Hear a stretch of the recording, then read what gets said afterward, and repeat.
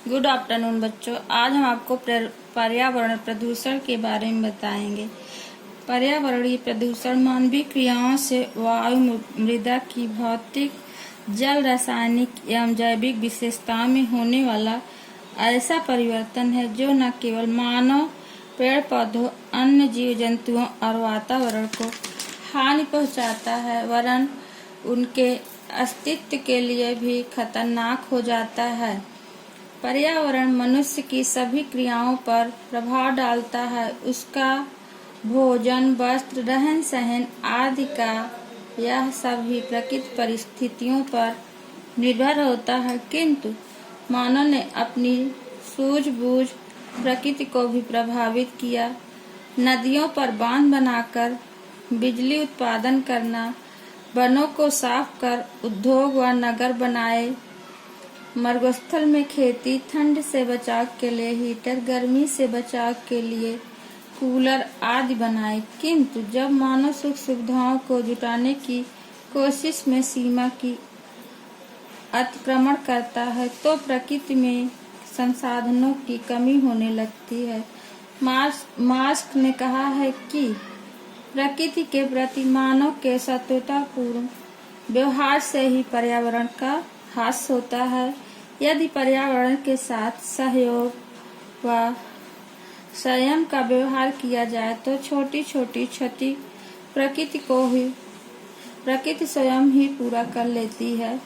अब पर्यावरण प्रदूषण होने के कारण प्रकृति में उत्पन्न असमानताएं या असंतुलन के कारण मानव को ही माना जाए तो अनुचित न होगा। मनुष्य ने मनोरंजन के लिए जंगलों में भोले भाले जीव जंतुओं की हत्याएं की, अपने विकास के लिए वनों को काट डाला और वैज्ञानिक उन्नति ने जल, वायु, ध्वनि को प्रदूषित किया। दूसरा कारण है अंधाधुंध विकास का प्रभाव। पर्यावरण को दूषित करने में वैज्ञानिक तथा तकनीकी आविष्कारों के कारण हुए औद्योगिक विकास का हाथ रहा है। जितना औद्योगिक विकास हो रहा है उतना ही पर्यावरण प्रदूषित हो रहा है। एशिया में विकास होने के कारण पर्यावरण सर्वाधिक दूषित हो रहा है। दूसरा कारण है जनसंख्या विस्फोट। तीव्र गति से बढ़ती हुई जनसंख्या के कारण भी पर्यावरण प्रदूषित हो रहा है। मनुष्य की आवश्यकताएं जैसे भोजन, वस्त्र और मकान का संबंध वातावरण से है। पर्यावरण के संसाधन मिट्टी, जल, खनिज, वन आदि मनुष्य हजारों वर्षों से प्रयोग कर रहा है। प्रकृति के संसाधनों पर बढ़ता हुआ दबाव उसकी गुणवत्ता को नष्ट करते चला आ रहा है।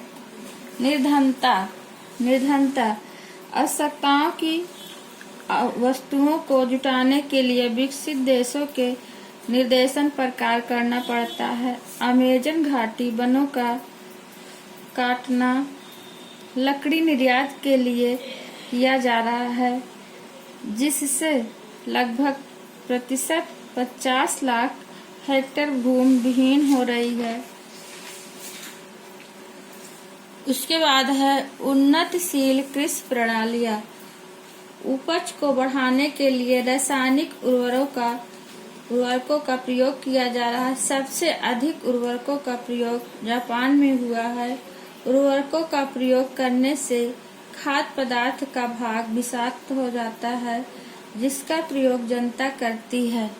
अधिक पशुचारण, इसके बारे में आपको कल बताएंगे।